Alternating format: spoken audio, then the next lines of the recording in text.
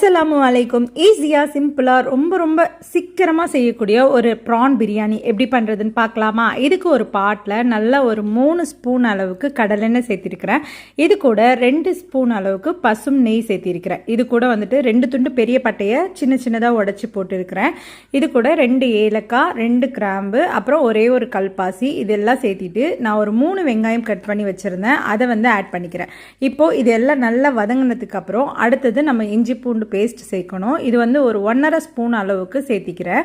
இப்போ வந்து என்னன்னா நம்ம ஒரு இன்க்ரீடியன்ட் சேர்த்து அதை வந்துட்டு நல்லா வதங்கணும். வதங்கி அந்த அரோமா வந்து நமக்கு கிடைக்கணும். அப்புறம் தான் நம்ம அடுத்தது ஒன்றா சேர்க்கணும். அப்போ தான் பிரியாணி ரொம்ப ரொம்ப டேஸ்ட்டாக இருக்கும்.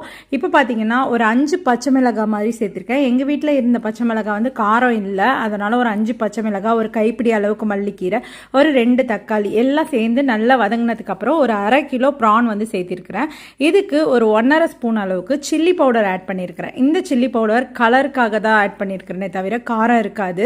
ஸோ இப்போது நல்லா ஒரு 1/2 கப் அளவுக்கு புளிச்ச தயிர் சேர்த்திருக்கிறேன். அந்த புளிச்ச தயிருக்கு ஒரு தனி டேஸ்ட் இருக்கும் பிரியாணியில், அதனால் வந்து நான் புளிச்ச தயிர் தான் சேர்த்திருக்கிறேன். இப்போது இதுக்கு தேவையான அளவுக்கு உப்பு. உங்ககிட்ட வீட்டில் அரைச்ச பிரியாணி மசாலா இருந்தால் அது சேர்த்திக்கோங்க. இன்றைக்கி நான் வீட்டில் அரைச்ச பிரியாணி மசாலா தான் சேர்த்திருக்கிறேன். அப்படி இல்லைன்னா சக்தி பிரியாணி மசாலா ரொம்ப நல்லாயிருக்கும். ஸோ உங்கள்கிட்ட எது இருக்கோ அதை வந்து 1 ஸ்பூன் அளவுக்கு தாராளமாக சேர்த்திக்கோங்க. இப்போது நான் வந்துட்டு ஒரு தேங்காய் எடுத்து அதை வந்துட்டு பால் எடுத்து நான் வந்துட்டு இன்றைக்கி 1.5 சுண்டு அளவுக்கு ரைஸ் வந்து சேர்க்க போகிறேன். அதனால் 3 சுண்டு அளவுக்கு நான் வந்து தேங்காய் பால் ஆட் பண்ணியிருக்கிறேன். ரொம்ப தண்ணியாக இல்லாமல் கொஞ்சம் திக்காகவே ஆட் பண்ணியிருக்கேன். அதோட டேஸ்ட்டு தான் இந்த மொத்த பிரியாணிக்கும் வந்து அவ்வளோ சூப்பராக இருக்கும். லாஸ்ட்டாக இது கூட ஒரு 1/2 பீஸ் லெமன் வந்துட்டு நான் ஸ்குவீஸ் பண்ணி விட்டு இருக்கிறேன். இப்போ வந்துட்டு எல்லாம் ஒன்று போல் பிறண்டு வந்ததுக்கப்புறம் நம்ம தம்மில் வைக்கணும். உங்ககிட்ட கிளாத் இருந்ததுன்னா நல்ல ஒரு ஒயிட் கிளாத் வச்சு தம் வச்சுக்கலாம். இல்லைனா இந்த மாதிரி அலுமினியம் ஃபாயில் வச்சுட்டு ஒரு 20 நிமிஷம் சிம்மில் வச்சு நம்ம வந்துட்டு